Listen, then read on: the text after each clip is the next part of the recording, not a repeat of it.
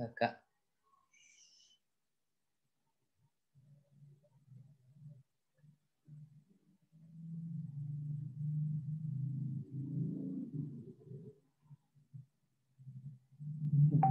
Lagi terbangnya ini aja.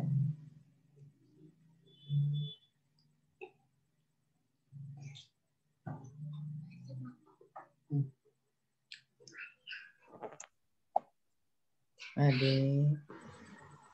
Abang lagi telepon siapa, Bah? Nggak nelpon apa lagi? Masih acara.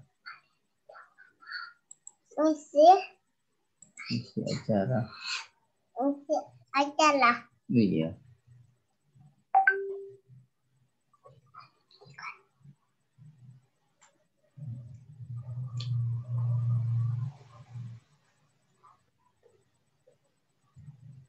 Kita menit dua tiba.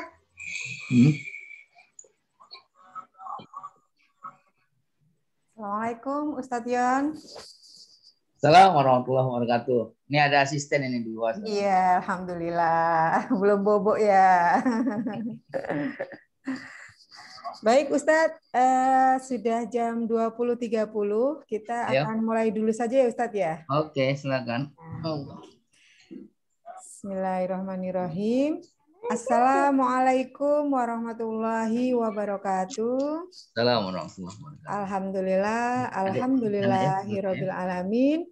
Pertama-tama marilah kita senantiasa memanjatkan puja dan puji syukur kita kehadirat Allah Subhanahu wa taala yang pada kesempatan malam hari ini masih memberikan begitu banyak nikmat kepada kita sehingga kita bisa hadir, bisa bersilaturahmi di acara kita yaitu di Kiswaf.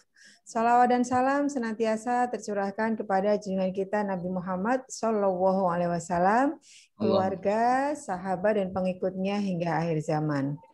Bapak-bapak, ibu-ibu yang dirahmati oleh Allah, berbahagia sekali pada kesempatan malam hari ini. Saya bisa bersilaturahmi dengan Bapak Ibu sekalian. Insya Allah nanti selama 1,5 jam, 2 jam ke depan kita akan bersama-sama belajar, mendengarkan sharing tentang kuliah intensiv wakaf bersama Ustadz Yon Hendri. Nah, marilah forum kita pada kesempatan malam hari ini kita buka dengan bersama-sama membaca basmalah. Bismillahirrahmanirrahim. Selanjutnya malam hari ini tema kita adalah wakaf apa Ustaz?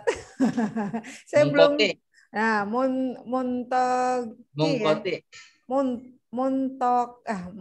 susah lah Ustadz, udah nanti Ustadz aja ini ya.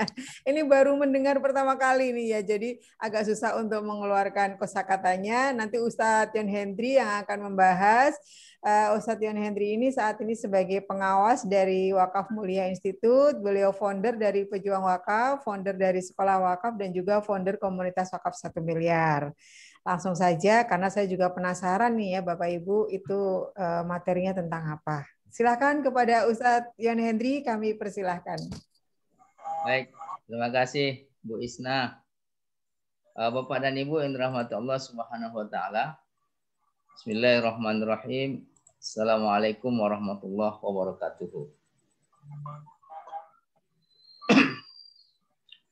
Alhamdulillahirabbil alamin.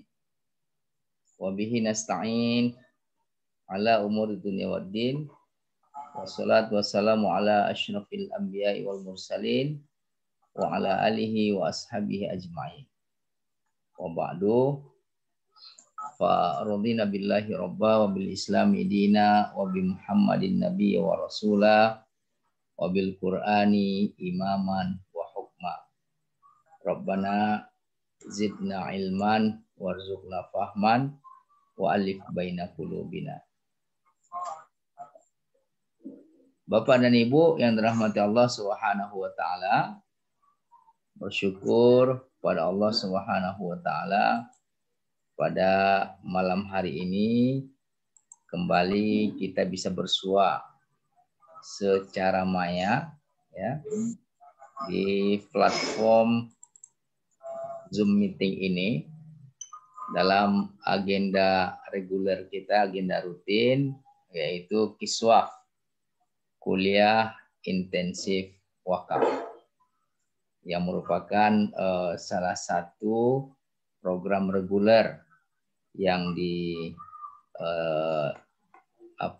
ditaja oleh Wakaf Mulia Institute sebagai salah satu program edukasi terhadap masyarakat ya. termasuk juga mensyiarkan wakaf ke tengah-tengah masyarakat. Ada satu ungkapan yang menyebutkan tak kenal maka ta'aruf, ya, tak kenal maka tak sayang. Artinya partisipasi dari masyarakat terhadap wakaf yang merupakan anugerah dari Allah Subhanahu wa taala, merupakan salah satu karakteristik Islam.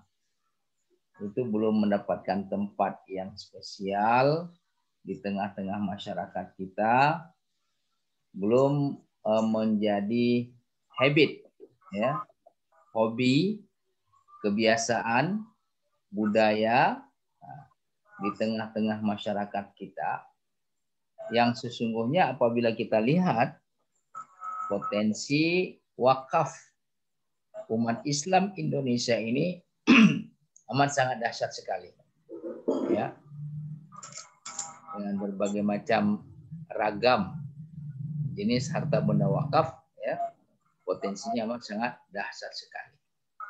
Bahkan saya pernah mendengar bahwa dalam sebuah riset disebutkan bahwa umat Islam Indonesia ini adalah umat atau bangsa yang paling dermawan, ya, bangsa yang paling dermawan. Meskipun secara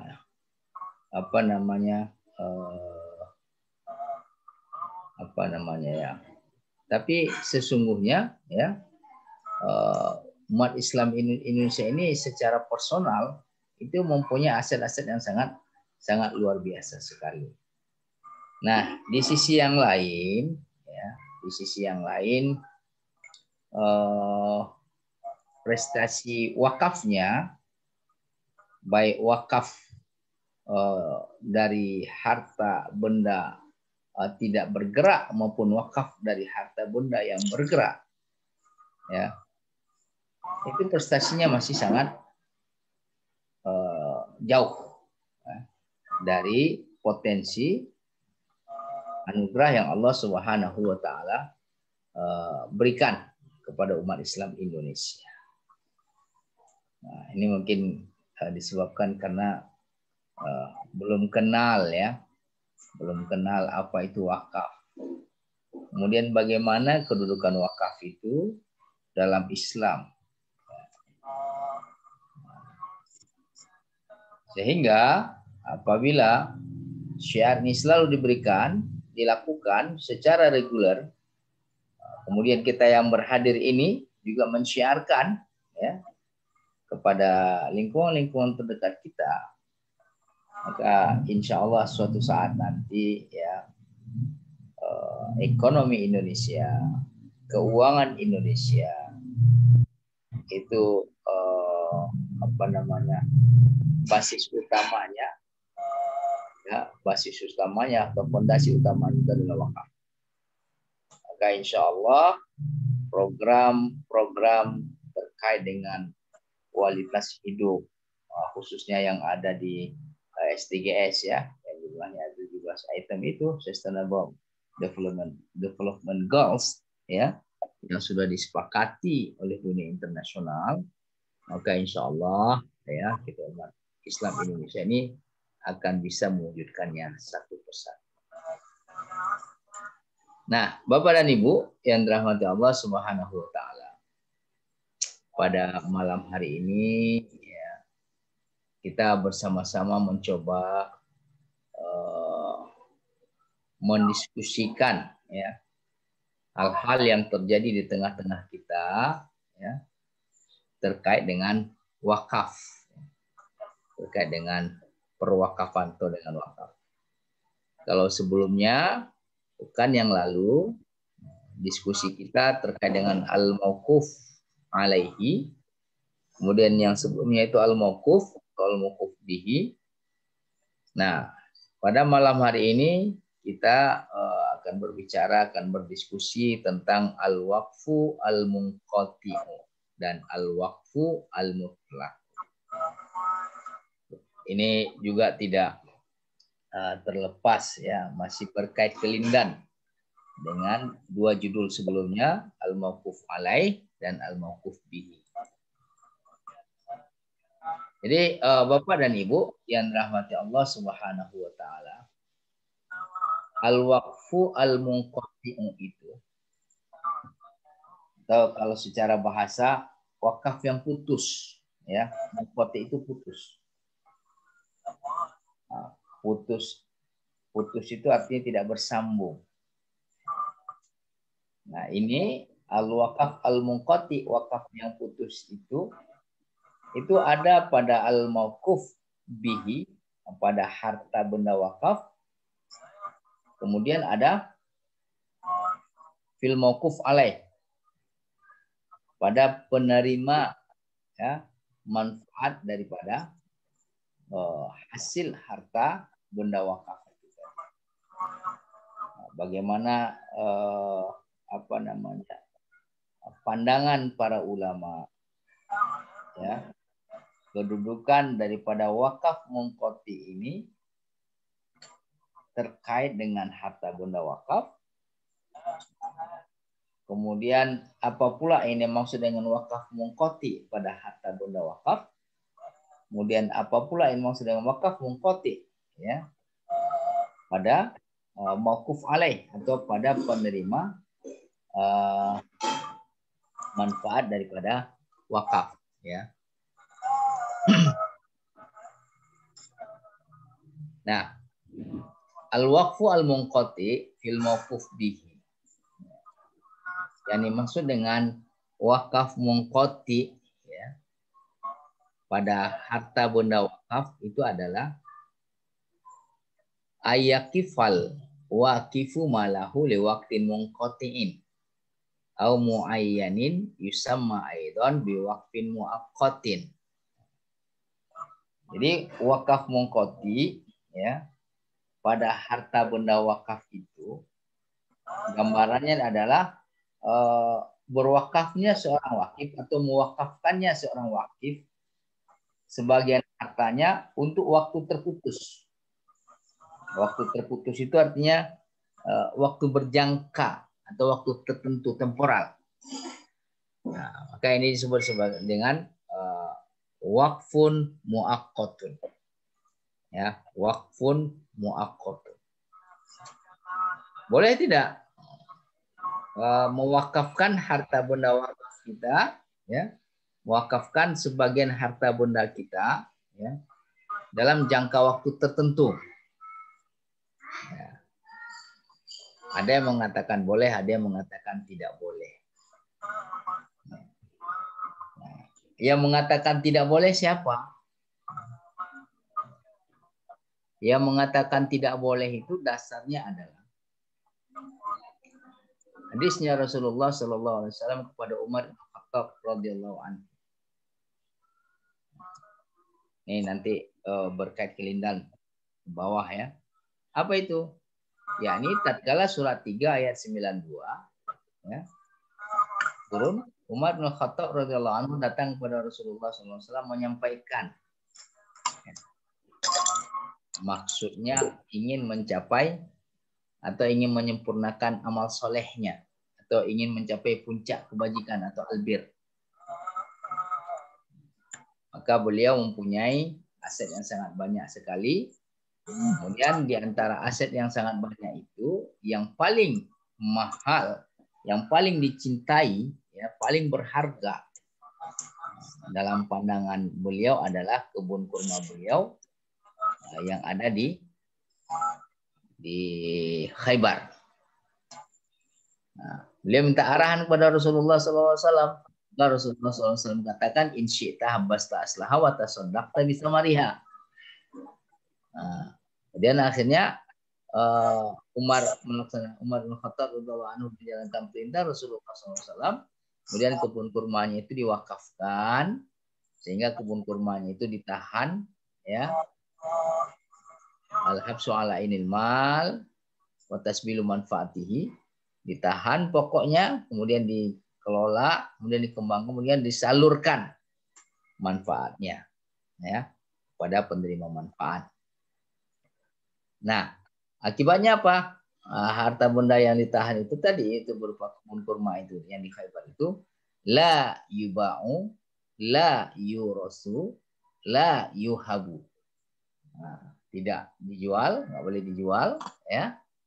Kemudian juga tidak boleh diwariskan, juga tidak boleh dihibahkan. Nah, ulama memandang perintah Rasulullah SAW kepada Umar bin Khattab radhiyallahu anhu terkait dengan kebun kurma yang ada di Khaybar itu mengandung makna takbid, ya, takbid. Apa makna takbid? Abadi, ya, abadi. Selama-lamanya, karena dia tidak boleh dijual, nggak boleh diwariskan, nggak boleh dihibahkan. Ya. Nah, disinilah yang mengatakan bahwa al-waqfu al-munqati fil mauquf bihi, ya, itu tidak sah, tidak boleh. Dasarnya adalah wakaf itu harus takbid, harus mu'abbadun, nggak boleh mu'aqqaf. Tapi ulama, ya, ulama yang mengatakan, yang memandangnya sebagai mengapa Umar bin Khattab radhiyallahu anhu lakukan itu, kemudian mengapa Rasulullah SAW perintahkan untuk berwakaf seperti itu, ya, itu muqtadanya, ya,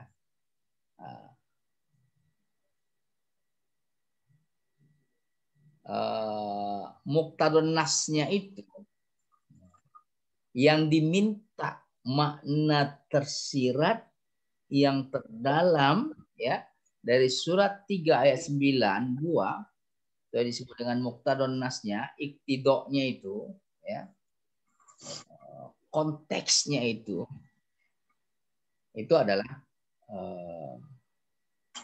at-taqarrub ila Allah Subhanahu wa taala atau jihatul bir, ya, dalam rangka ibadah kepada Allah Subhanahu wa taala. Sehingga, ya, ulama yang memandang itu ada dalam rangka ibadah, ya, iktidok muqtadonya itu adalah ibadah, taqarrub dalam rangka taqarrub pada Allah Subhanahu wa taala dalam rangka menyempurnakan amal saleh, maka enggak masalah. Enggak masalah wakaf munqati itu pada fil mauquf bihi.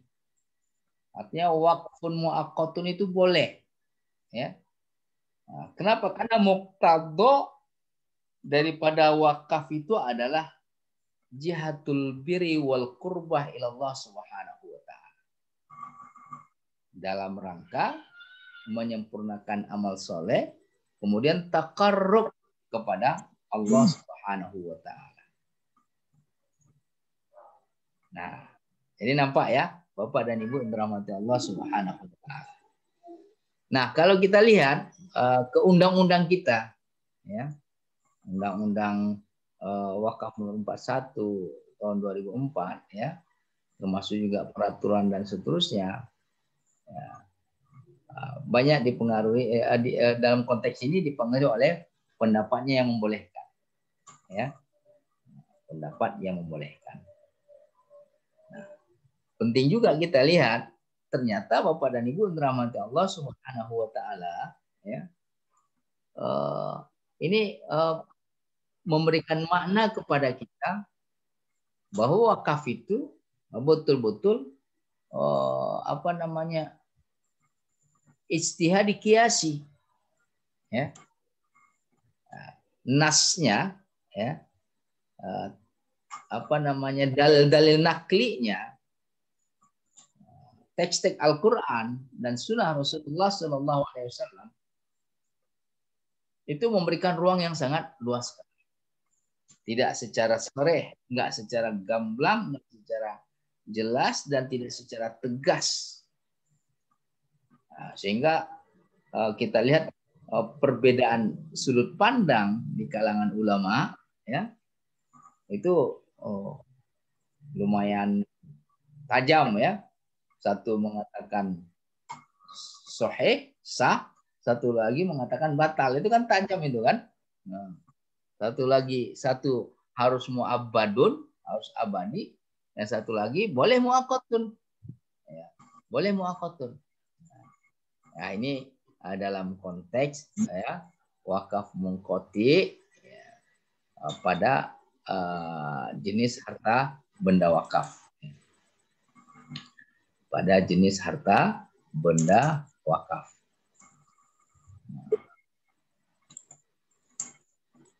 Kemudian Bapak dan Ibu yang dirahmati Allah Subhanahu wa taala.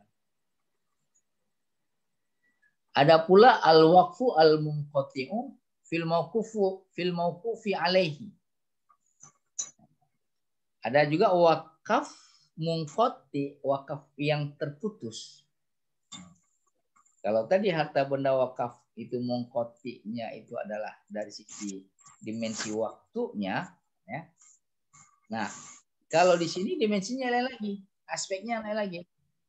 Al-waqfu al-munqati fil mauquf alaih. Al-mauquf alaih itu adalah masraful waqfi. Ya. Tempat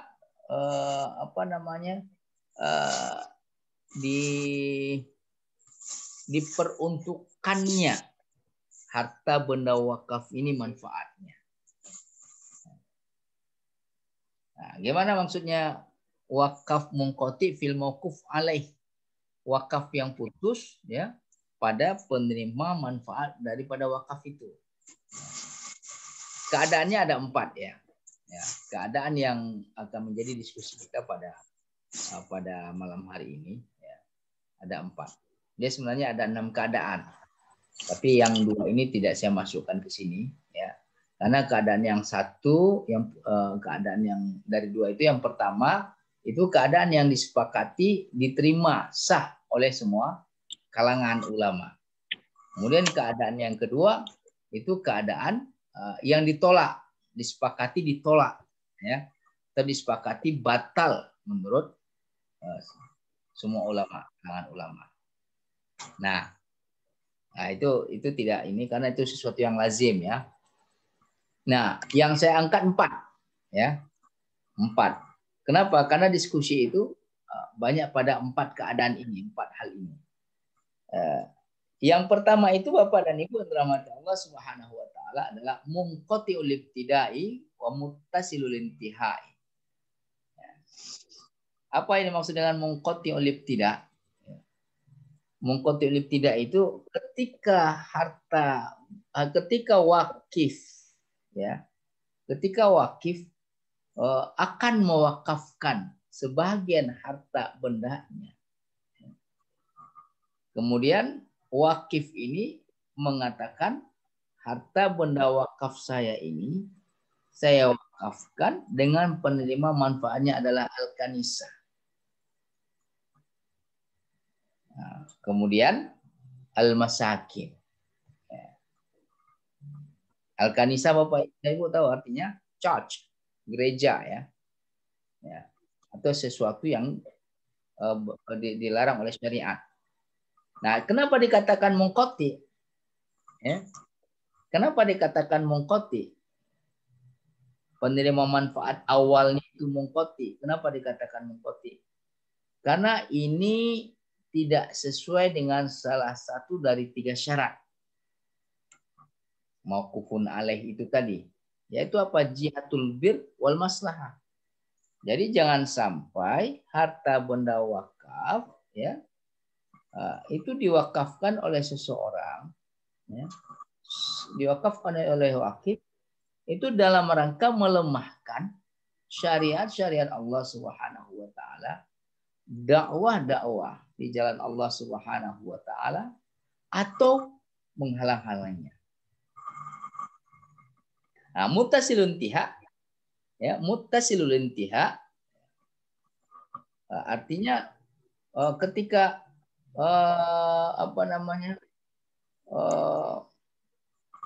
kanisah ini tidak berwujud lagi ya. Kemudian dilanjutkan kepada orang-orang miskin. Penerima manfaatnya adalah orang-orang miskin. Nah, ini keadaan yang pertama. Jadi pada awalnya itu mungkoti karena tidak sesuai, kemudian pada akhirnya itu sesuai, ya, sesuai, masakin, ya. Nah, kalau dikatakan orang-orang miskin, ya, dikatakan orang-orang miskin, berarti orang-orang miskin ini, ya, nggak akan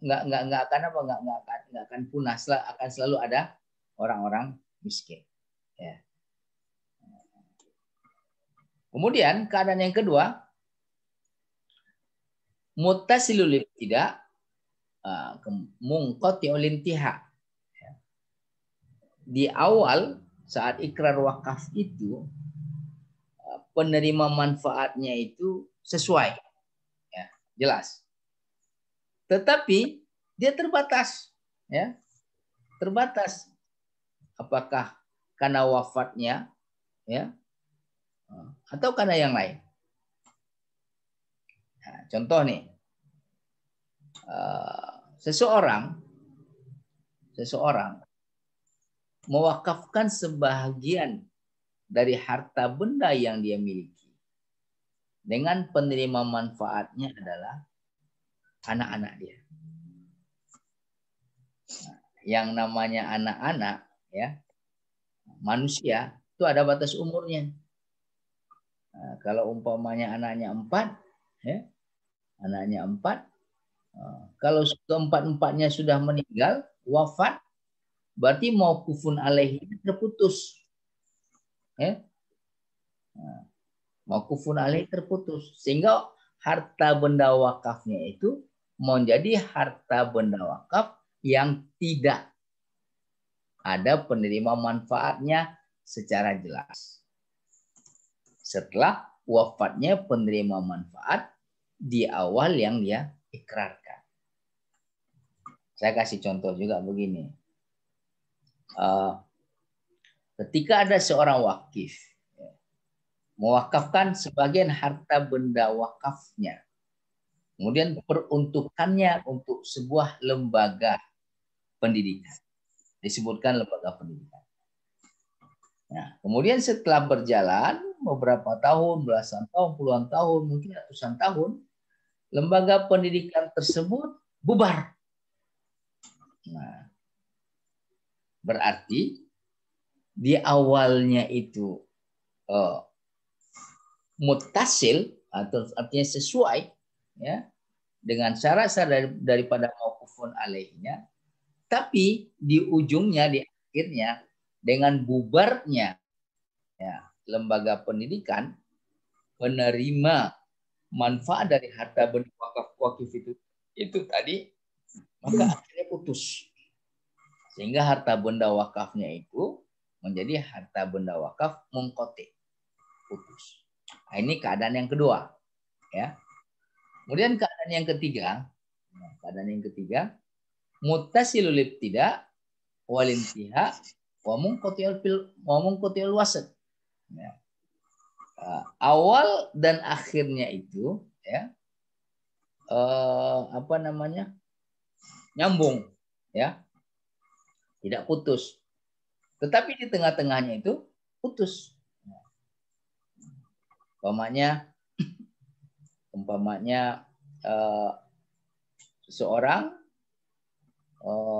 mewakafkan terus menentukan penerima manfaatnya adalah anaknya. Kemudian setelah anaknya itu hamba sahayanya. Kemudian sebuah gereja umpamanya, ya. Nah, ini berarti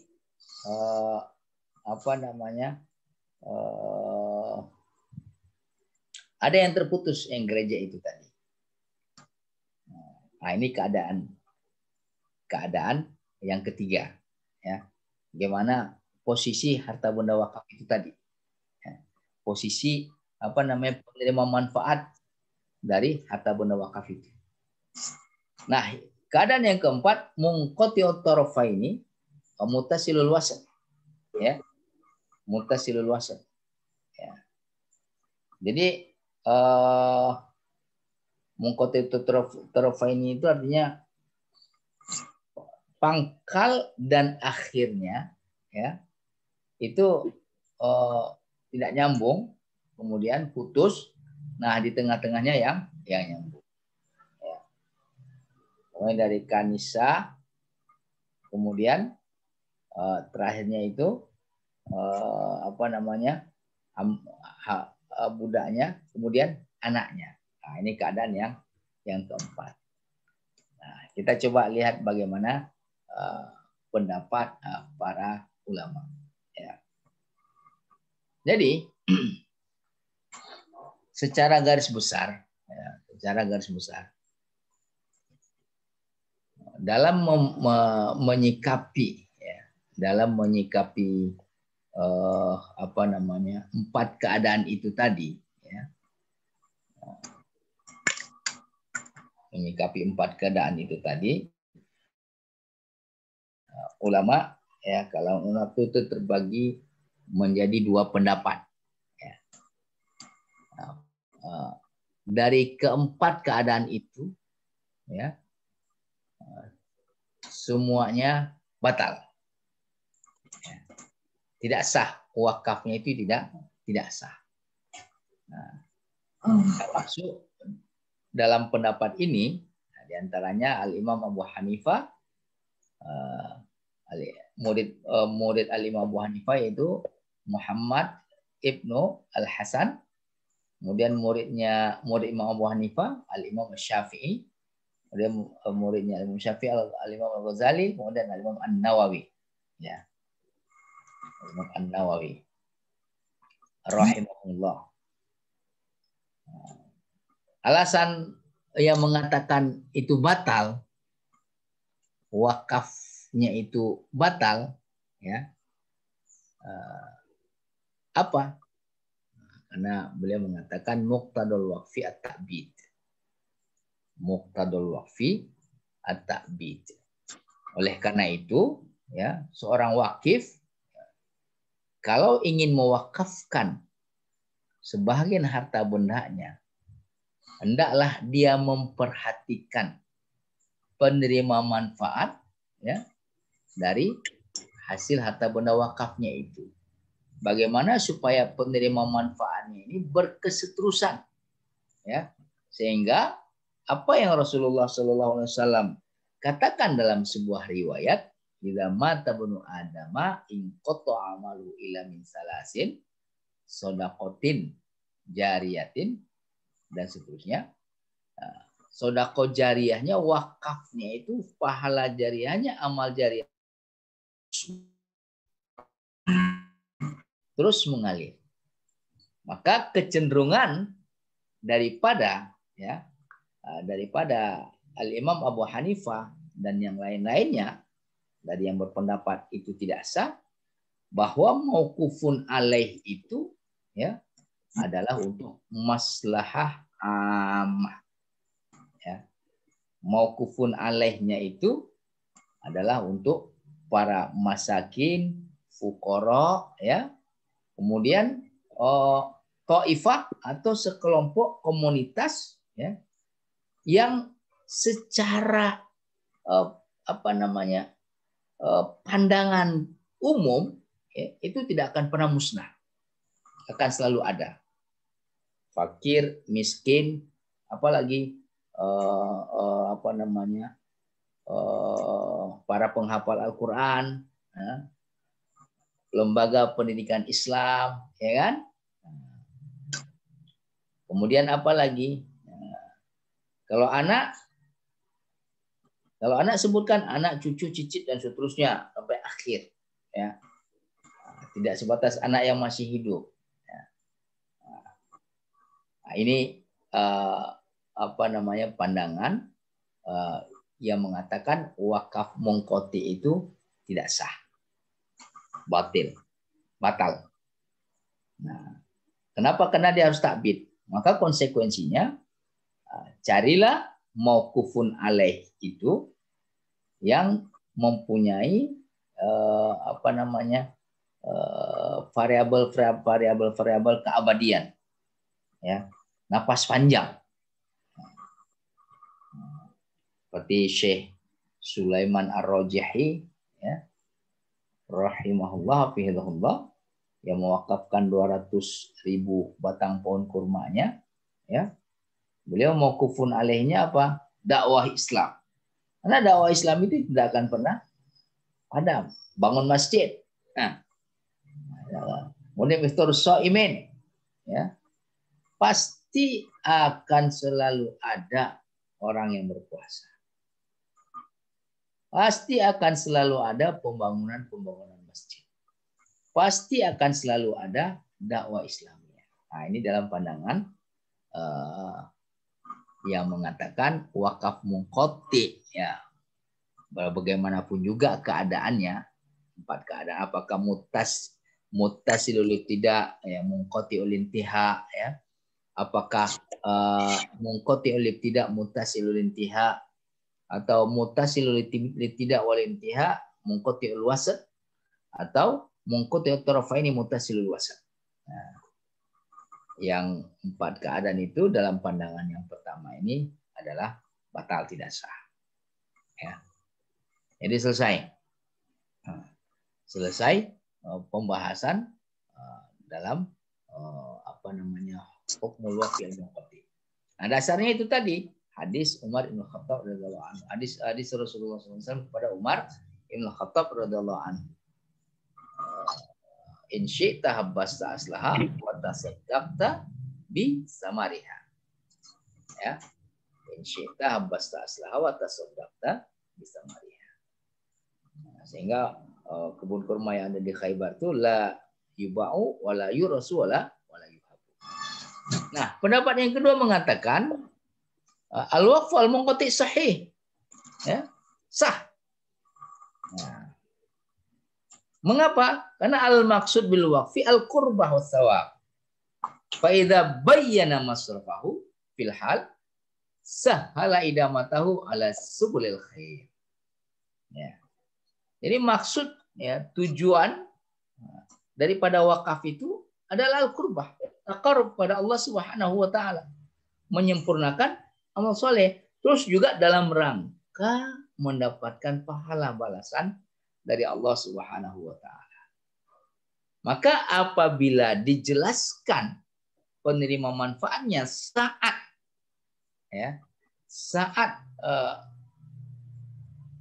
ikrar wakaf itu dilakukan, ini akan mempermudah melanggengkan harta benda wakaf itu, ya. Juga akan mempermudah memperpanjang, mengabadikan manfaat daripada harta benda wakaf itu dalam banyak jalan kebaikan.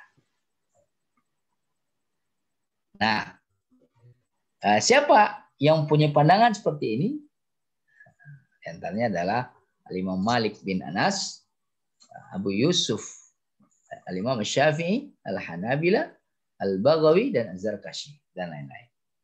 Nah, Al-Imam Syafi'i kok ada 2? Nah, memang Al-Imam Syafi'i itu mempunyai 2 qaul, 2 pendapat. Qaul al-qadim dan al-qaul al-qadim. Atau al-jadid, ya. Al-qadim dan al-qadim itu beda, ya. Al-qaul al-qadim dan al-qaul al-jadid atau al-qaul al-qadim. Yaitu pendapat qaul qadimnya itu ketika beliau ada di Irak, di Baghdad, ya. Beliau lama juga tinggal di Kufah, ya, di Irak, di Baghdad. Kemudian qaulun jadidnya itu ketika beliau berada di Mesir, ya. Nah, mana yang qaulun qadimnya, mana qaulun jadidnya? Ini salah satu dari dua-duanya itu tadi. Karena memang keadaan masyarakat Kufah, Irak, Baghdad dengan Mesir itu berbeda. Masa berbeda. Nah, terus kalau kita lihat, ya, Abu Yusuf ini juga muridnya Imam Abu Hanifah. Ya. Sebagaimana juga Muhammad Ibnu Al-Hasan, itu muridnya Imam Abu Hanifah. Al-Imam Syafi'i juga muridnya Al-Imam Muhammad bin Hasan dan Abu Yusuf. Al-Hanabilah itu pengikut Ahmad bin Hanbal radhiyallahu anhu. Jadi tampak, ya, Bapak dan Ibu yang dirahmati Allah Subhanahu wa taala, latar belakang ya. Latar belakang mengapa terjadi perbedaan pada kesimpulan. Kenapa? Karena cara pandang ya. Cara pandang. Kalau Imam Abu Hanifah rahimahullah itu memandang sebagai harus takbid ya, in syi'ta habbasta aslaha wa tasaddaqta bisamariha. Sementara Imam Malik bin Anas rahimahullah itu memandang sebagai kurbah ya, taqarrub ya, ibadah pada Allah Subhanahu wa taala. Nah, ini memang Imam Malik Ibnu Anas rahimahullah ini sangat dikenal sebagai imam daril hijrah ya. Imam daril hijrah. Imam daril hijrah itu artinya beliau adalah ulama Madinah. Nah, kita tahu Madinah ini adalah darul hijrah, kemudian hadis-hadis Rasulullah SAW banyak lahir ya di Madinah. Karena Rasulullah SAW memang di Madinah hanya sekitar 10 tahun ya, di Makkah 13 tahun, tetapi 10 tahun itu banyak ayat suci Al-Quran yang turun di sana, terutama yang berkaitan dengan muamalat. Dan wakaf ini adalah syiar Allah Subhanahu wa taala di bidang muamalat. Kita lanjut ya.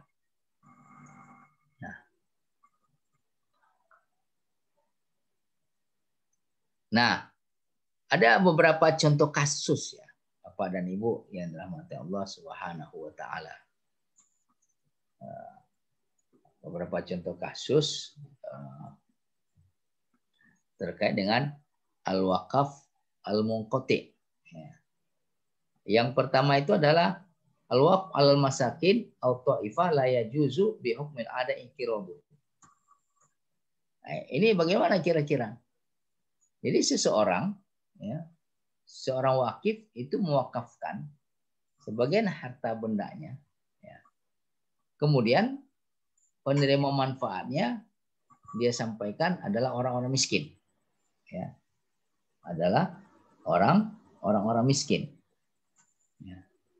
Atau sekelompok seperti saya sampaikan tadi, para penghafal Al-Quran umpamanya, yang tidak mungkin menurut pandangan umum kita ya akan musnah.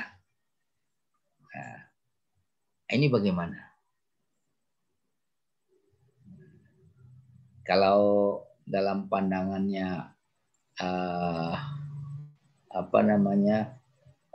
Imam Malik bin Anas rahimahullah, ini enggak masalah ya. Enggak masalah. Termasuk juga dalam pandangan Imam Abu Hanifah, ini juga tidak masalah, sah, boleh. Ya. Boleh. Ya, mereka tidak berbeda pendapat pada hal ini. Ya. Mengapa? Karena orang miskin akan selalu ada unsur takbidnya di sini, keabadian ada di sini. Kemudian komunitas para penghafal Al-Quran tadi, ya, Ta'ifah itu bisa komunitas penghafal Al-Quran, ya, bisa juga apa? Komunitas dai, ya, apalagi yang tidak akan musnah dan dia akan selalu ada di samping orang-orang miskin, fakir miskin, apalagi para dai, para penghafal Al-Quran, guru, ya kan? Guru. Terus apa lagi? Para ustadz, ya, ulama, dan seterusnya. Nah, contoh yang kedua, al-waqfu ala qaumin yajuzu bihukmil ada inqiraduhum. Ada seseorang berwakaf, kemudian penerima manfaatnya, ya, penerima manfaatnya itu suku tertentu, kaum tertentu, ya, kelompok tertentu, tapi kelompok ini itu bisa musnah, ya. Dalam pandangan, dalam logika kita, pandangan umum dia bisa musnah, bisa habis. Umpamanya saya mewakafkan sebagian harta saya dengan penerima manfaatnya adalah para tenaga kebersihan di tempat ini. Para tenaga kebersihan di tempat ini. Nah, tertentu kan? Komunitas tertentu. Nah, komunitas tertentu dia, ini kalau jumlahnya 10 orang, bisa jadi yang 10 orang ini seiring dengan berjalan waktu, satu-satu akan wafat, musnah. Nah, yang seperti ini bagaimana? Ya.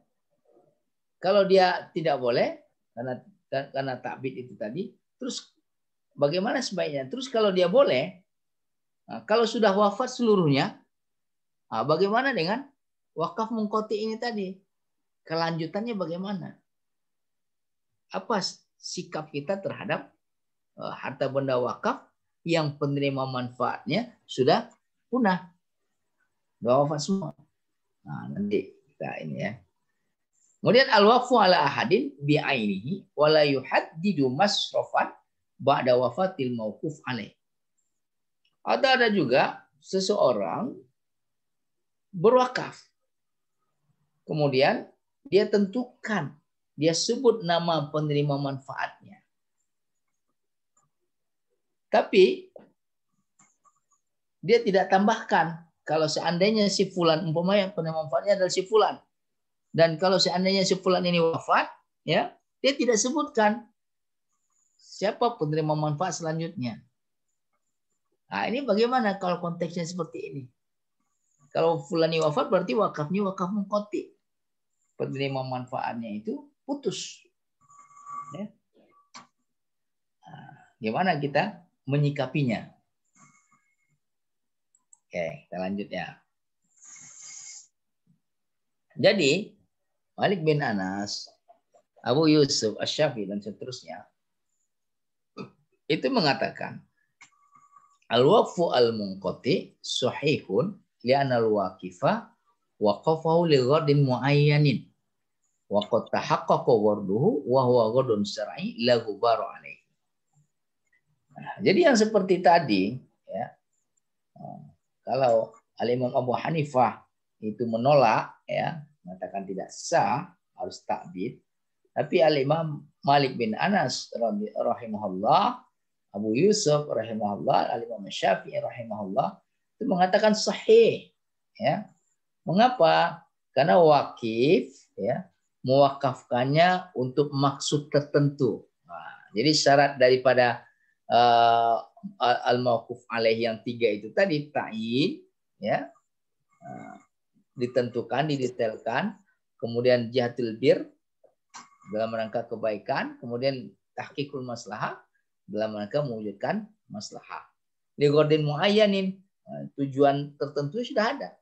Wa qad tahaqqaqa ghurruhu. Kemudian tujuannya itu sudah terlaksana. Dan tujuannya ini adalah tujuan syar'i, ya. Nah, tujuannya syar'i, tidak boleh tujuan yang tidak syar'i bertentangan dengan syar'i. La ghubaru alaih. Maka tidak ada cacat, ya. Enggak ada celah pada wakaf yang dilakukan, wakaf mungkoti yang dilakukan oleh wakif itu tadi. Nah, kita kalau pendapatnya yang pertama yang mengatakan batal itu sudah kelar ya, sudah kelar. Nah, sekarang dia mengatakan sahih. Karena kalau ketika dia mengatakan sahih itu akan ada masalah-masalah turunannya. Apa di antara masalah-masalah turunan itu tadi? Ya, seperti yang disampaikan tadi ya. Seperti ini. Seperti ini. Nah, dia berwakaf pada kaum tertentu. Nah, kaum ini bisa jadi, komunitasnya bisa jadi musnah. Tadi saya contohkan petugas kebersihan yang jumlahnya 10 orang. Nah, ketika semua sudah wafat, terus bagaimana dengan penerima manfaat dari harta benda wakafnya? Nah, begitu juga ini. Ya. Pada seseorang yang sebutkan namanya, nah, orang ini wafat. Sementara wakifnya belum sebutkan penerima selanjutnya siapa. Nah, di sini Bapak dan Ibu yang dirahmati Allah Subhanahu wa taala ya.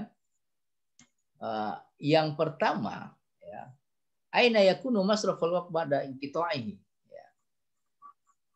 Kemana atau siapa penerima manfaat atau kemana dialihkan manfaat daripada harta benda wakaf ini apabila penerima manfaatnya itu sudah habis semua, putus.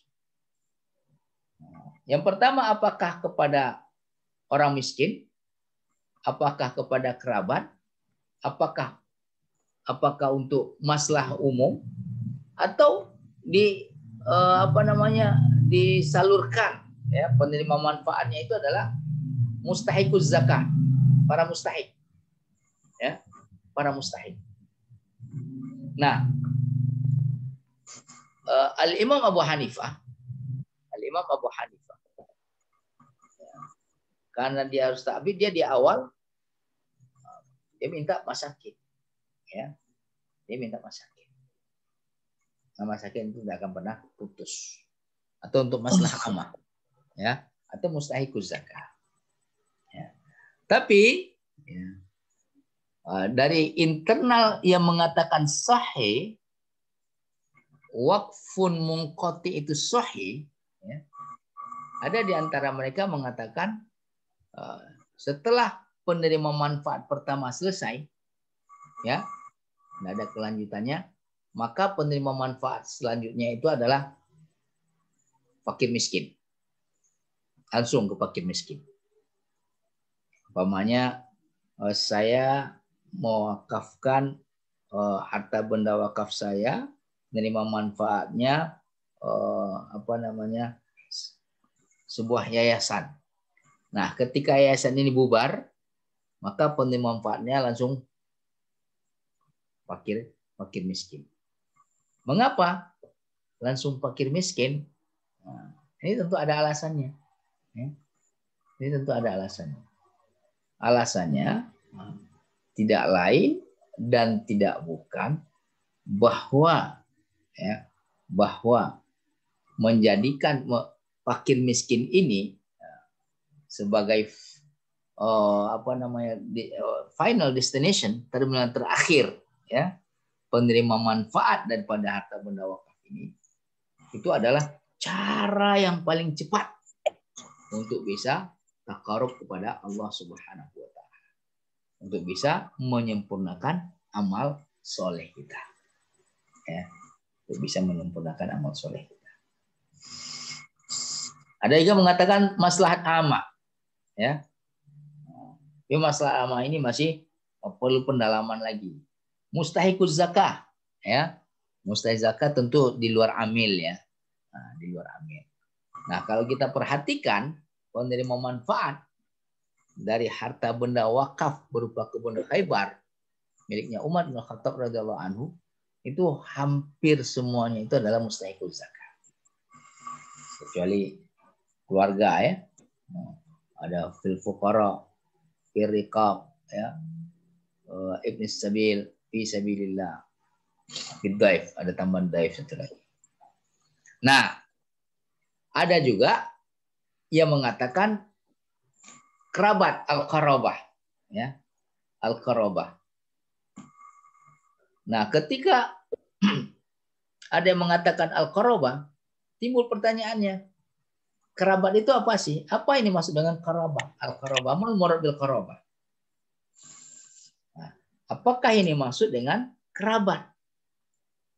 Apakah al-qarabah bisa babil irsi atau qarabatul irsi, ya, kaum kerabat yang termasuk ahli waris, atau qarabatul rahim, ya, kaum kerabat yang karena kita memang ada hubungan rahim. Maka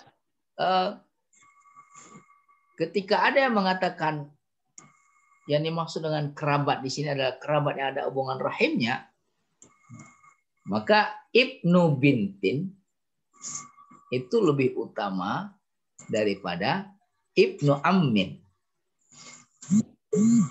Ya, rahim itu kan adanya di perempuan, ya, artinya garisnya garis perempuan. Zawil arham itu garis perempuan. Ibnu bintin itu artinya cucu dari anak perempuan. Itu lebih utama daripada ibnu ammin. Ya. Apa ibnu ammin itu? Anak paman, sepupu berarti kan? Ya. Cucu laki-laki dari anak perempuan itu lebih utama daripada sepupu laki-laki. Anak laki-laki paman. Nah, meskipun anak laki-laki dengan ya, paman itu sama-sama laki-laki kuat itu kan. Kalau kekerabatannya dari kewarisan itu kuat. Tetapi ia mengatakan dikembalikan kepada qarabatul rahim berdasarkan kekerabatan, ada ikatan rahimnya, itu perempuan. Cucu laki-laki dari anak perempuan. Nah, kalau yang mengatakan qarabatul irs, yang dimaksud dengan kerabat ini adalah kekerabatan karena hubungan ahli waris. Nah, maka di sini ada namanya usul, sudah disampaikan sebelumnya ya. Asal ayah, ya, ayahnya ayah atau kakek gitu kan. Kemudian kalau ke bawah anak laki-laki, anak perempuan, ya, cucu laki-laki dari anak laki-laki, ya, cucu perempuan dari anak laki-laki. Nah, kalau cucu perempuan dari anak perempuan itu sudah masuk kerabat rahim, ya, anak perempuan. Nah, begitu juga cucu laki-laki dari anak perempuan. Tapi cucu perempuan dari anak laki-laki itu masih kuat, masih qarabatul irs. Ya. Apalagi cucu anak laki-laki dari cucu laki-laki. Cucu laki-laki dari anak cucu laki-laki. Ya. Ibnun, ibnu, ibnin, ibnu, ibni, ibnin, ibnu, ibni, ibni, ibnin, ibni. Ada wa'insa pula dan seterusnya. Kemudian kalau ke samping itu, ya, saudara laki-laki sekandung, ya kan? Saudara perempuan sekandung, saudara laki-laki seayah, saudara perempuan seayah, saudara laki-laki seibu, saudara perempuan seibu. Kemudian anak laki-laki dari saudara laki-laki sekandung. Anak laki-laki dari saudara laki-laki sekandung itu lebih kuat, ya, lebih kuat daripada saudara seayah. Lebih kuat daripada saudara saya berdasarkan kekerabatan, berdasarkan ahli waris. Nah, kemudian ya, jadi beda-beda pendapat ya, beda-beda pendapat yang mengatakan wakaf mungqati itu sah, ya. Kemudian penyalurannya kemana?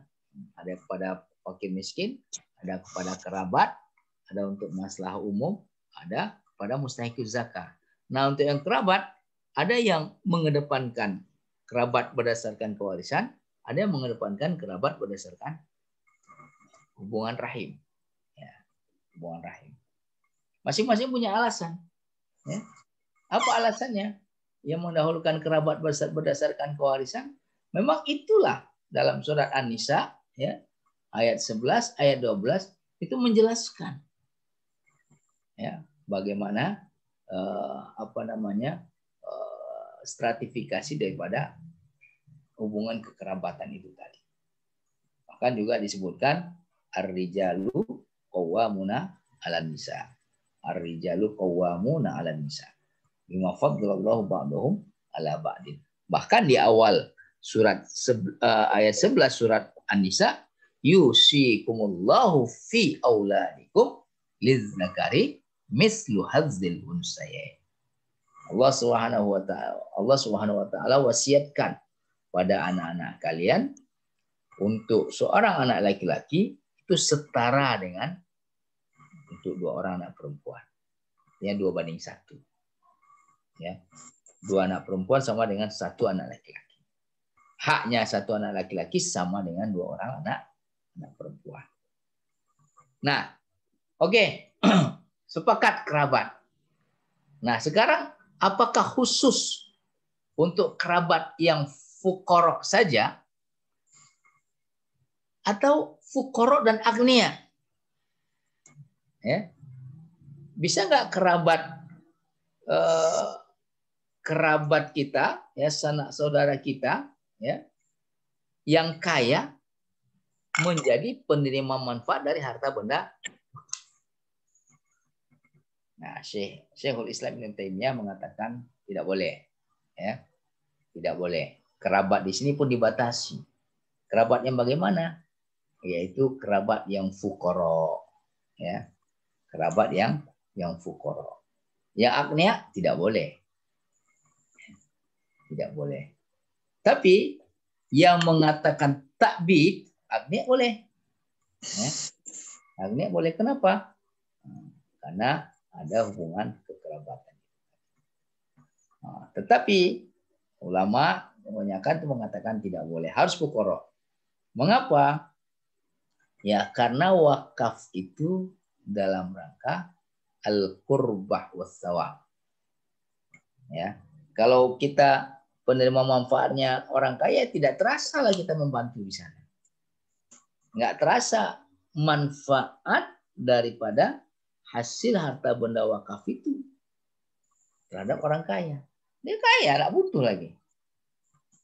Nah, sementara wakaf itu, pada wakaf ini ya sebenarnya hakikat al-yadul ulya itu, hakikat memberi itu.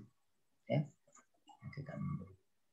Nah, ini juga didasarkan kepada hadis Rasulullah SAW kepada Abu Thalhah Al-Ansari radhiyallahu anhu yang menyampaikan kepada beliau bahwa Abu Thalhah Al-Ansari radhiyallahu anhu mempunyai harta yang sangat banyak sekali. Kemudian ada satu aset.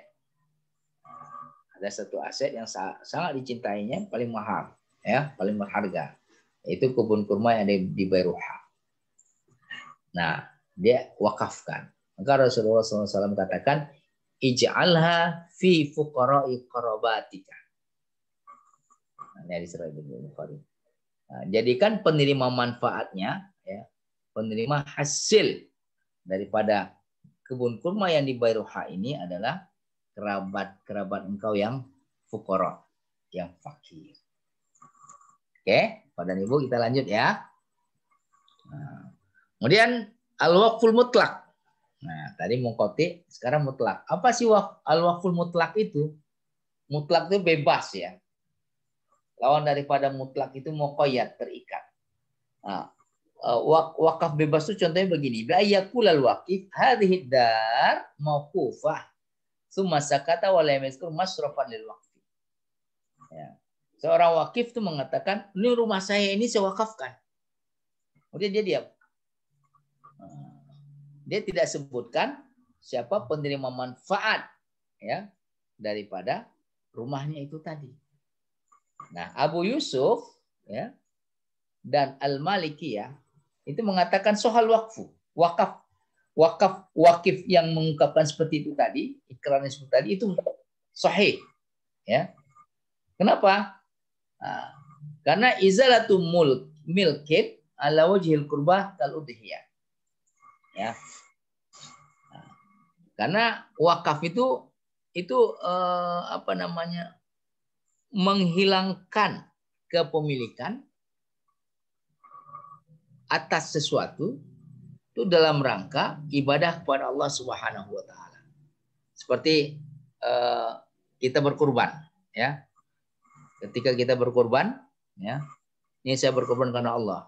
Kan kita tidak sampaikan, nggak sebutkan, ini penerima manfaat dari korban saya ini sebulan, kan tidak ada kan. Kemudian warasatuhu ahakun nas bimasrafil waqfi. Nah, kalau seperti itu, siapa kira-kira yang paling berhak? Ya, yang paling berhak menerima manfaat daripada harta benda wakaf berupa rumah itu tadi. Hadhihi dar, rumah ini aku wakafkan. Menurut Abu Yusuf dan Malikiyah, ahli warisnya. Berarti apabila wakaf itu mutlak, maka cenderung wakaf itu menjadi dalam pandangan Abu Yusuf dan Malikiyah itu adalah wakaf dzurri. Nah, kalau Hanafiyah, Al-Hanafiyah dan Wasyafi'iyah, la yasihul waqfu. Wakaf seperti itu tidak boleh. Li'anal waqf yaqtadi tamlikal manafi'. Karena pandangan Al-Hanafiyah dan Syafi'iyah, wakaf itu adalah memindahkan, ya, memindahkan kepemilikan, kemudian memberikan manfaat, ya, kepada yang lain. Fa idza lam yuhid wa fa idza lam yuhaddid al-waqif jahatal mil batalakal bai'. Nah, apabila wakifnya tidak membatasi, ya, siapa, ya, penerima pemilik manfaat daripada harta wakaf ini, maka batal, ya, seperti jual beli. Nah, seperti jual beli. Jual beli itu kan memindahkan kepemilikan dari penjual kepada pembeli. Nah, sekarang saya jual kepada siapa? Apanya saya jual? Maka jual beli seperti itu juga batal. Ya. Maka jual beli itu harus jelas siapa penjualnya, siapa pembelinya, barang yang dijual, harganya, kemudian ada sirahnya, ya. Nah, saya kira itu ya, Bapak dan Ibu yang dirahmati Allah Subhanahu wa taala. Kita lanjutkan dengan diskusi ya. Mudah-mudahan penjelasan saya bisa dipahami. Terima kasih. Saya kembalikan kepada Bu Isna. Silakan Bu Isna. Ya. Terima kasih Ustadz atas penjelasannya. Jadi sekarang tidak penasaran lagi ya Tat ya dengan wakaf mungkoti ya dan wakaf mungkoti dan wakaf mutlak ya. Baik Bapak Ibu, untuk sesi materinya kita cukupkan dan kita akan melanjutkan dengan sesi yang kedua, yaitu terkait dengan diskusi dan pertanyaan. Silakan bagi Bapak Ibu yang mau bertanya, bisa dengan dua cara ya Bapak Ibu ya. Yang pertama yaitu dengan menuliskan pertanyaan di chat Zoom. Yang kedua Bapak Ibu bisa melambaikan tangan. Nah, nanti bisa bertanya secara langsung gitu ya kepada Ustadz Yon Hendri. Ustadz, ini sudah ada pertanyaan dari Bu Mirfat, Ustadz. Oke. Ya, izin tanya Ustadz, kalau mauquf alai sudah ditentukan oleh wakif, apakah nazir berkewajiban untuk melaporkan setiap hasil pengelolaan harta wakaf yang sudah dikelolanya ya kepada wakif? Nah, mungkin seperti itu Ustadz pertanyaannya. Ya, kewajiban nazir melaporkan. Samping mengelola, mengembangkan, menyalurkan, juga melaporkan kepada wakif. Ya. Itu bentuk akuntabilitas kita sebagai nazir. Bahwa amanah yang disyaratkan, yang diamanah, syarat-syarat yang diamanahkan kepada kita oleh wakif itu kita tunaikan sesuai dengan syarat-syarat tersebut saat ikrar wakaf yang kita lakukan. Itu kira-kira Bu Mirfat jawabannya. Oh ya, baik Ustadz. Kalau untuk misalnya jangka waktunya kira-kira gimana Ustadz? Atau frekuensi untuk pelaporannya seperti itu? Apakah memang disepakati dulu sejak ketika ikrar wakaf atau seperti apa kelazimannya Ustadz? Ya, kalau wakaf itu berupa uang, itu badan wakaf sudah mengaturnya minimal itu paling tidak ya. Minimal itu apa namanya itu ya? Maksimal ya. paling cepat itu 6 bulan sekali per semester. Nah, biasanya setahun sekali. Tapi dalam konteks ini sebenarnya disesuaikan dengan harta benda wakaf ya. Perputaran harta benda wakaf itu bagaimana? Kalau harta benda wakaf itu perputarannya cepat ya, umpamanya per pekan, nah, saya kira tak masalah per pekan dilaporkan. Umpamanya nih ya, wakaf melalui uang untuk pembangunan masjid ya, atau pembebasan lahan. Kan tidak harus menunggu 1 semester ya. Nah, kecuali kalau pembangunan masjid setelah selesai masjid itu dibangun ya sudah. Nanti pemanfaatannya mungkin setahun sekali ya. setahun sekali dilaporkan kepada wakifnya. Terus bagaimana kalau wakifnya itu kolektif, ya banyak gitu kan, seperti pembangunan masjid, pembebasan tanah dan seterusnya. Nah, kita melaporkannya dengan menggunakan media ketika kita menghimpun. Jadi ketika kita menghimpun, kita menggunakan crowdfunding website, maka kita laporkan dengan website. Tapi kepada wakif kita beritahu, ya, website pelaporannya itu alamatnya ini, ya, domainnya ini. Nah, itu kira-kira Bu Mirfat. Ya, baik Ustadz, terima kasih atas penjelasannya terkait laporan ya, nazir kepada wakif, begitu ya. Demikian Bu Mirfat. Nah, selanjutnya nih dari Pak Faisal. Assalamualaikum Ustadz Yon Hendri, bisakah dapat rekaman malam ini dan yang lalu? Terima kasih. Nah, kalau ini saya yang jawab ini. Iya Pak Faisal, kalau untuk acara Kiswaf dari Ustadz Yon Hendri ini, setiap ada Kiswaf, insya Allah Pak Eko senantiasa merekam ya. Dan semuanya dari pertama kali Ustadz Yon Kiswaf itu ada di channel YouTube wakafmulia.id. Jadi silakan Pak Faisal bisa cari ya di YouTube, itu semuanya sudah ada. Di Wakaf Mulia Institute Pak Faisal ya. Nah kalau untuk malam ini biasanya ya paling Senin ya Pak bisa munculnya, karena nanti harus diupload dulu di YouTube. Kalau yang pekan kemarin yang tentang Mauquf alaih ya kemarin Ustadz ya. Nah itu sudah diupload ya Pak Faisal. Jadi Bapak Ibu bisa, kalau yang baru pertama kali atau mungkin baru akhir-akhir ini mengikuti kajian Kiswafnya Ustadz Yon Hendri, nah silahkan ya subscribe, apalagi itu Ustadz. Like, comment, share, dan subscribe-nya ya. Jadi biar dapat update-nya ya Bapak Ibu terkait materi-materi Kiswaf dan podcast yang ada di Wakaf Mulia Institute.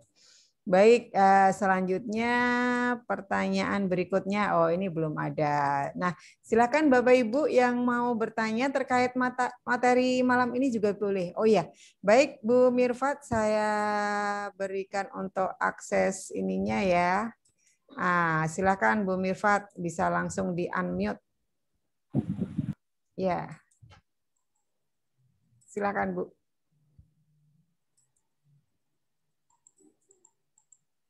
Sebentar Ibu ya.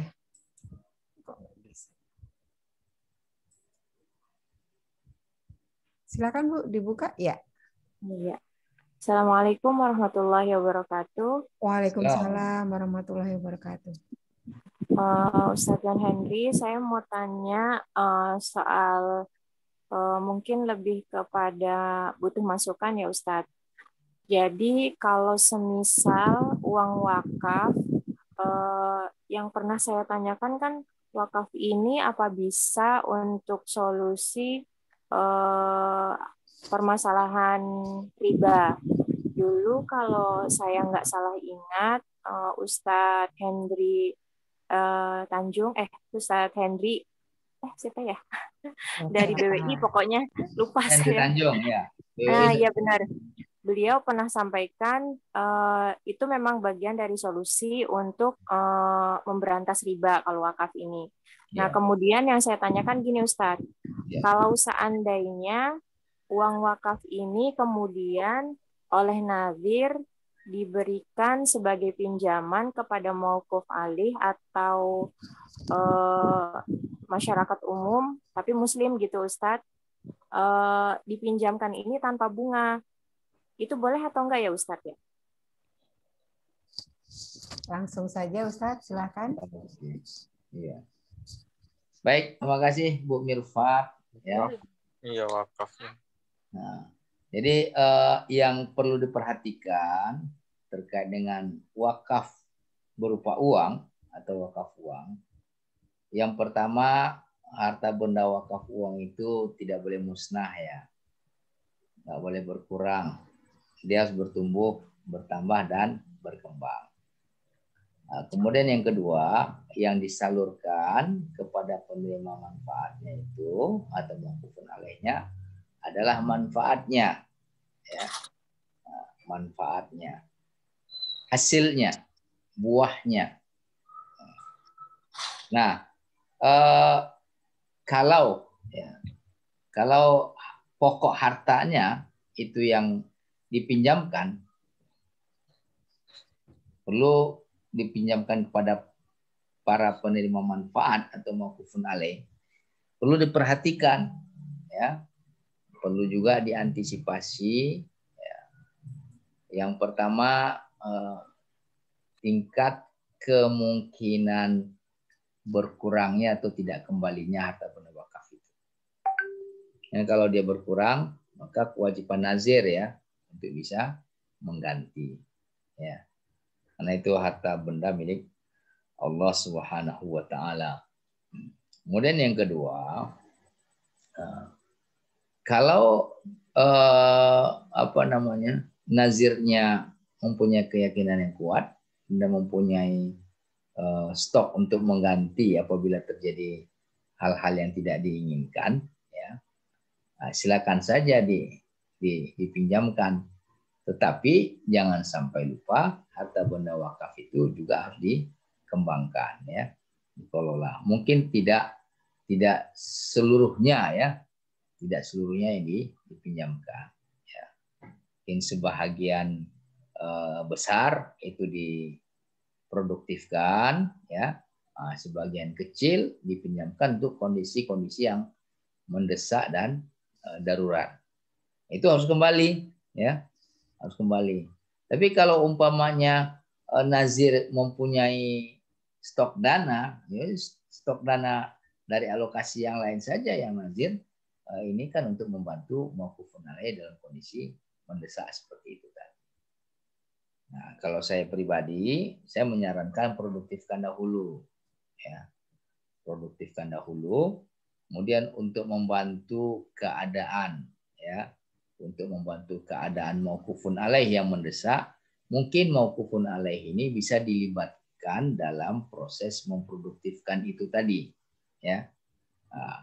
Apakah dia sebagai karyawan di sana sehingga dia bisa mendapatkan jasa, ya, dari keterlibatannya itu tadi. Tentu saja setelah nazir betul-betul melakukan analisa yang akurat bahwa jalan yang dilakukannya untuk memproduktifkan harta benda wakaf berupa uang itu tadi betul-betul prospektif dan menguntungkan. Ya, saya kira itu, Bu Mirfat, ya. Terima kasih. Baik Ustadz, terima kasih. Karena sebenarnya ide itu tuh muncul setelah saya gabung di Pejuang Wakaf, dapat banyak materi, dan saya mencoba mensinkronkan dengan lingkungan. Di lingkungan saya itu banyak banget yang memprihatinkan itu, Ustadz.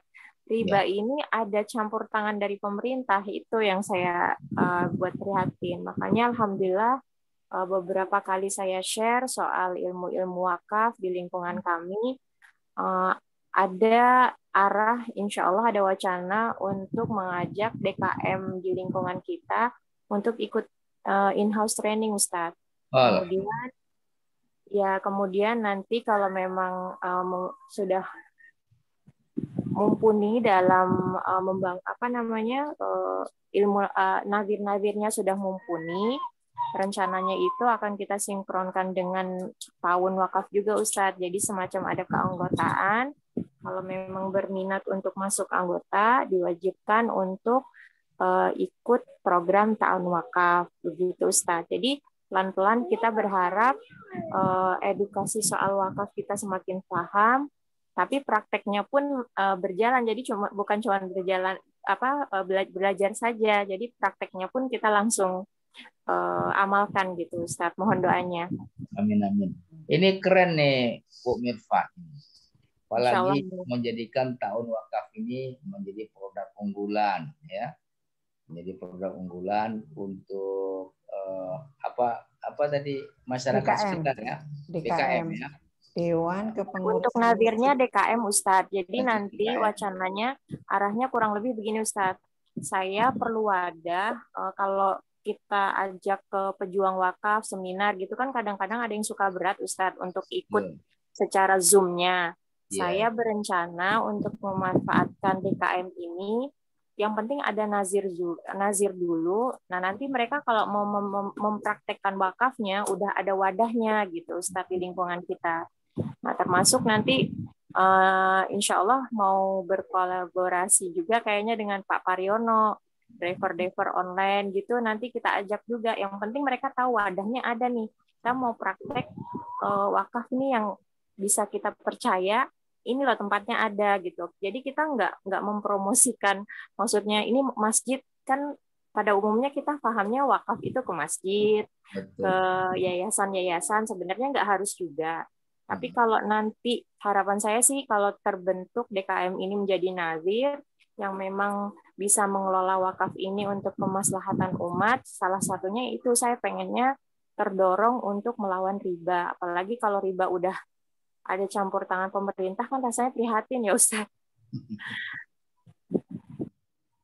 Ya, saya mau menanggapi dua hal ya. Yang pertama ini saya apresiatif banget dengan ide dari Bu Mirfat ingin menjadikan tahun wakaf ini sebagai produk ya, produk wakaf unggulan lah ya, yang diinginkan oleh nazir DKM-nya untuk masyarakat sekitar.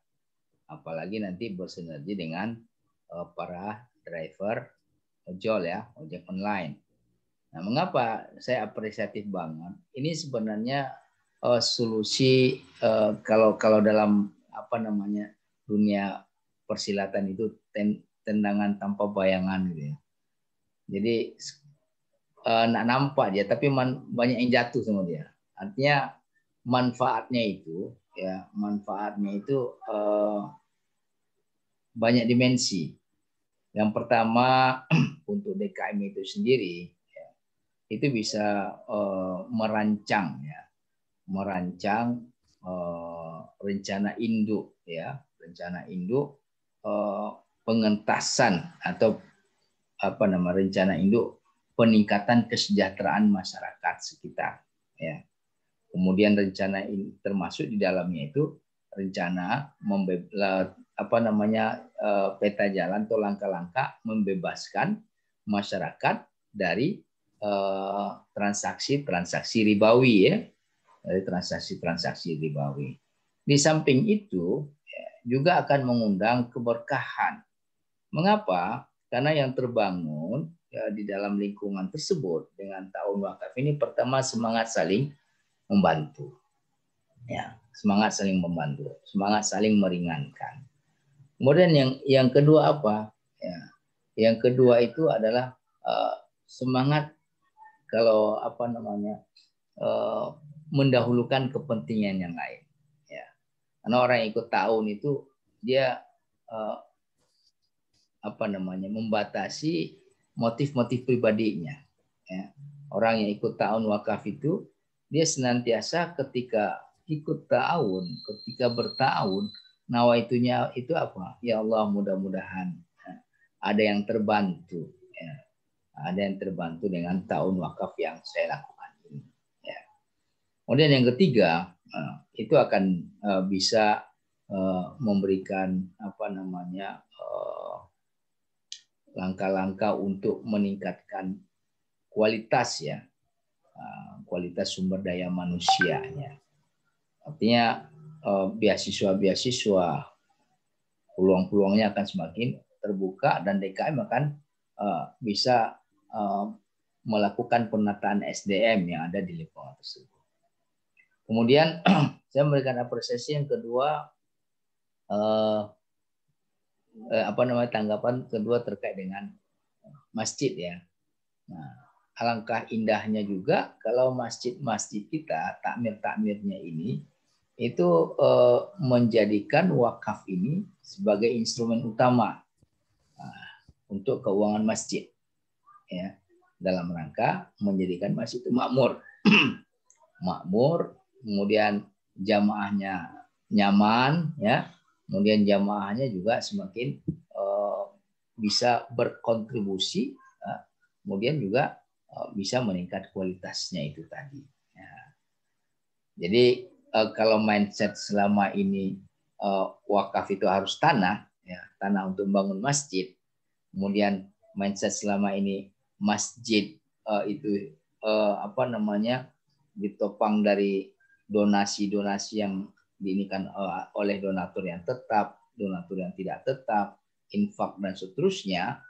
Tapi dengan wakaf ini, ya, dengan menjadikan wakaf sebagai instrumen pokok daripada keuangan takmir masjid, maka imarah masjid itu insya Allah akan semakin kokoh, ya. Jamaah-jamaah yang ada itu akan semakin bisa berkontribusi aktif, ya. Akan semakin bisa berkontribusi aktif, potensi-potensi yang ada itu bisa saling dikolaborasikan, saling disinkronkan. Sehingga saya yakin, ya, masjid itu di samping sebagai pusat kegiatan yang menjiwai, masjid juga akan bisa mengentaskan kemiskinan, ya. Peran masjid dalam mengentaskan kemiskinan masyarakat yang ada di sekitarnya. Bukan hanya miskin spiritual, tapi juga miskin secara finansial. Insya Allah itu bisa. Saya kira itu Bu Isna. Terima kasih. Baik, Ustadz, terima kasih penjelasan dari Ustadz, lebih ini ya, mempertajam info tentang ide-ide yang sudah dirancang ya oleh Bu Mirfat. Mudah-mudahan diberikan kemudahan dan kelancaran ya Bu Mirfat. Nah, ini luar biasa sebenarnya. Nanti bahkan kalau sudah jalan bisa diduplikasi ke tempat yang lain ya Ustadz ya. Ya, jadi percontohan. Nah, ini luar biasa. Insya Allah. Nanti Bu Isna. Ya, gimana Ustaz? Kalau selama ini Kalpataru, ya, itu kan banyak diberikan kepada penggerak-penggerak di bidang lingkungan, ya. Ya, lingkungan. Saya kira apabila Bu Mirfat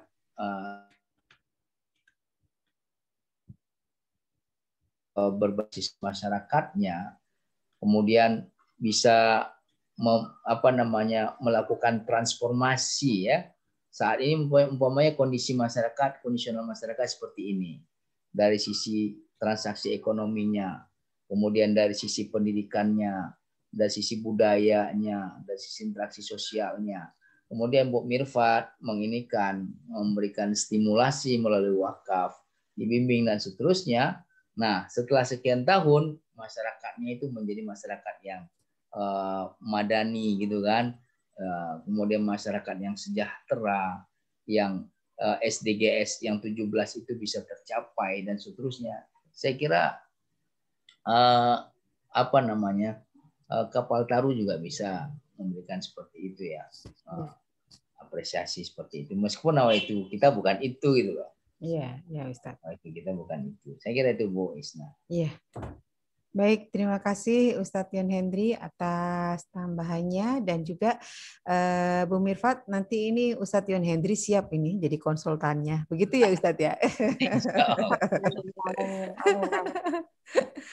Ya, baik, ini dari Pak Wasil Setiawan, materi mohon di-share. Nah, ini Pak Wasil dan mungkin Bapak Ibu yang lain yang memang menghendaki materi pada kesempatan malam hari ini, yang tadi PowerPoint-nya ya, dalam bentuk PDF-nya, bisa kontak di WA saya saja ya Bapak Ibu ya, di 0877 383 55503. Nanti bisa kita share ya Ustadz ya untuk ya tadi untuk PDF-nya. Kalau untuk rekamannya Bapak Ibu besok insya Allah hari Senin ya biasanya itu sudah bisa langsung akses di channel YouTube Wakaf Mulia Institute. Baik Bapak Ibu, alhamdulillah sudah 21.59. Nah ini sudah di penghujung waktu ya Ustadz ya, tidak terasa ini. Kalau sudah ngobrol tentang wakaf ini memang ini kadang-kadang lupa waktu ya Ustadz ya. Dan alhamdulillah, tapi mungkin silahkan kalau Bapak Ibu masih ada yang mau bertanya, saya kasih kesempatan 1 kali pertanyaan. Kalau ada yang mau bertanya langsung atau mau melalui chat Zoom ya, karena memang kalau spesial untuk Ustadz Yon Hendri ini kita mulainya lebih malam gitu ya, jadi mungkin juga perlu ada ini ya Ustadz ya, toleransi waktu selesainya juga. Nah, silakan kalau Bapak Ibu masih ada satu pertanyaan, boleh ya, bisa secara langsung atau melalui chat Zoom terkait materi kita pada kesempatan malam hari ini ya. Wakaf yang terputus dan wakaf mutlak. Nah, itu seperti itu. Yang terputus dan terlepas. Nah, oh, itu gitu ya. Yang terputus dan yang terlepas gitu ya secara bahasanya artinya Ustadz. Baik Bapak Ibu, kalau sekiranya memang sudah tidak ada, Bapak Ibu nanti bisa mengulang ya materi pada kesempatan malam hari ini di channel YouTube Wakaf Mulia Institute dan materi-materi sebelumnya. Nah itu banyak sekali Bapak Ibu ya, dan semuanya Ustadz Yon Hendri menyampaikan dengan sangat detail, lengkap dengan ini ya, apa istilahnya, terstruktur gitu ya, sehingga memang harapannya ini bisa menjadi kontribusi untuk literasi wakaf di Indonesia. Terima kasih Ustadz Yon Hendri atas ilmunya pada kesempatan malam hari ini, menarik sekali dan ini adalah hal yang memang benar-benar baru ya, kita banyak belajar tentang wakaf ini dan mudah-mudahan apa yang kita lakukan pada kesempatan malam hari ini, tolabul ilmi kita ini mendapatkan keberkahan dari Allah. Amin. Dan ilmunya Ustadz Yon Hendri menjadi ilmu yang bermanfaat ya Ustadz ya. Amin. Amin, amin, amin. Nah, terima kasih juga kepada Bapak Ibu peserta Kiswah pada kesempatan malam hari ini dan juga Bapak Ibu yang sudah menyampaikan pertanyaan, diskusi sehingga melengkapi forum kita pada malam hari ini. Kita akan bertemu di sesi-sesi berikutnya, di event-event kita selanjutnya. Banyak sekali setiap pekannya Wakaf Mulia Institute berusaha memberikan kontribusi terbaik untuk perkembangan wakaf di Indonesia. Kita tutup forum kita dengan bersama-sama membaca hamdalah. Alhamdulillahirabbil alamin. Billahi taufik wal hidayah. Wassalamualaikum warahmatullahi wabarakatuh. Assalamualaikum warahmatullahi wabarakatuh. Mohon pamit ya Bapak dan Ibu. Isna ya. Sama Ustadz. Terima kasih. Sudah saya kirim. Ya, terima kasih Ustadz. Silakan Bapak Ibu yang mau materinya bisa kontak WA saya di 0877 383 55503. Saya izin pamit ya. Assalamualaikum. Waalaikumsalam.